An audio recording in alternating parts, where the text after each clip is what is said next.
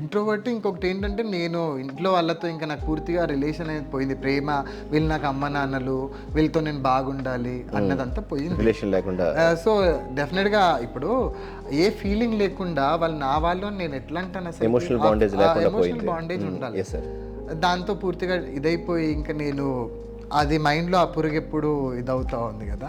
So మా బర్రెలను కట్టే తాడు ఉంటుంది కదా, అది తీసుకొని వెళ్ళి నేను జామ చెట్టుకి వేసుకుంటే మా నాయనమ్మ మా వదిన వచ్చి ఇది చేసి నన్ను ఇది చేశారు. అట్లా అంటే అప్పటికి మీ వయసు ఎంతండి?